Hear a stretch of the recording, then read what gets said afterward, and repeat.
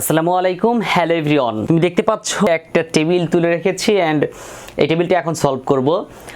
তো পূর্বের টেবিলগুলোর মতো কিন্তু এই টেবিলটাও, বাট এখানে তেমন কিছু পার্থক্য নেই। তারপরেও এই টেবিলটা আমি সলভ করে দিতে যাচ্ছি এই জন্য যে উপরে যদি দুইটা টেবিলের সমান একটা ঘর হয় তখন আমরা কিভাবে এই টেবিলটা সলভ করব, এই টেবিলটার জন্য ট্যাগগুলো কিভাবে লিখব। তো প্রথমে বরাবর পূর্বের মতোই আমরা HTML ট্যাগ দ্বারা শুরু করব। তারপর HTML ট্যাগ শুরু করার পর আমরা লিখব হচ্ছে বডি, BODY বডি। দেন আমরা লিখব হচ্ছে table border, TABLE table border equal to 1। দেন একটা বিষয় একটু খেয়াল করো, এই টেবিলটা কিন্তু লম্বা অনেকটা, তাই না? অর্থাৎ আমরা এই লম্বার পরিমাণটা ঠিক করে দিব। WIDTH ওয়াইড আমরা কত দিব?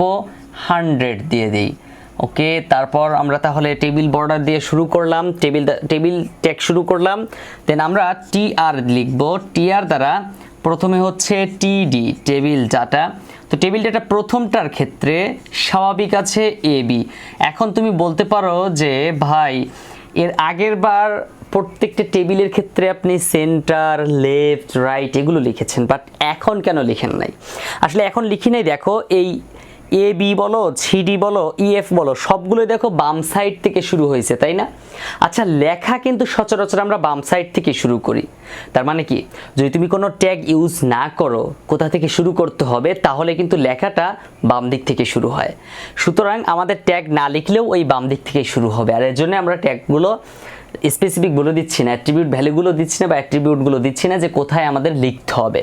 তারপর আমরা পরবর্তীতে দেখো TD আছে, কিন্তু এই TD আর উপরের TDর মধ্যে একটা পার্থক্য, অর্থাৎ এই টেবিল ডাটার এই টেবিল ডাটার মধ্যে পার্থক্য হচ্ছে এই টেবিল ডাটা দুইটি ঘর একসাথে নিয়েছে এবং এই দুটি কলামকে একসাথে নিয়েছে। এই জন্য আমরা লিখব হচ্ছে টেবিল ডাটা কলস্প্যান ইকুয়াল টু 2। দেন আমরা লিখব হচ্ছে CD, দেন TD ক্লোজিং ট্যাগ দিলাম। ওকে, তারপর আমরা পরবর্তী লাইনে যাব, তবে তার আগে এই আগের লাইনটা কিন্তু TR টেবিল রক ক্লোজিং দিতে হবে, ক্লোজিং ট্যাগ লিখতে হবে। দেখো TR শুরু করেছিলাম, TR শেষ করলাম অ্যান্ড আমরা এর মধ্যে আবার এই AB এবং CD অর্থাৎ এই প্রত্যেকটা ঘরের জন্য আলাদা আলাদা TD দ্বারা শুরু করলাম এবং TD দ্বারা শেষ করলাম। ওকে, এবার আমাদের পরবর্তী লাইনের জন্য আবার TR লিখতে হবে। দেন TR লিখে ঠিক সেম পূর্বের মতো TD লেখো, তারপর EF লেখো, দেন আবার TD ক্লোজিং ট্যাগ দাও। মানে এই যে EF এই ঘরটার জন্য TD দ্বারা শুরু করলাম, আবার এই EFটা লিখে TD ক্লোজিং দিলাম। ওকে, তারপর আবার TD দ্বারা শুরু করো, দেন লেখো হচ্ছে GH দ্বারা, তারপর হচ্ছে TD ক্লোজিং ট্যাগ দাও। ওকে, তারপর আবার IJ আছে, তো IJ লেখার জন্য আবার ঠিক একই রকমভাবে TD দ্বারা শুরু করতে হবে, দেন IJ লিখতে হবে অ্যান্ড ফাইনালি আবার TD ক্লোজিং ট্যাগ দিতে হবে। তাহলে এই লাইনটাও শেষ হয়ে গেল, এই জন্য লিখবো TR ক্লোজিং ট্যাগ দিয়ে। ওকে, তাহলে আমাদের পুরো টেবিলের কাজটাই কমপ্লিট হয়ে গেল। এই জন্য আমরা টেবিলের কাজ কমপ্লিট হওয়ার কারণে টেবিল ট্যাগের ক্লোজিং ট্যাগ দিব, টেবিল ক্লোজ হয়ে গেল। তারপর আমরা বডি ক্লোজ দিব, BODY বডি ক্লোজ দিব। তারপর আমরা HTML ক্লোজ দিব। ওকে, তো এই ছিল হচ্ছে আমাদের এই টেবিলটার ট্যাগ, অর্থাৎ এই টেবিলটার জন্য কি কি ট্যাগ ইউজ করতে হবে।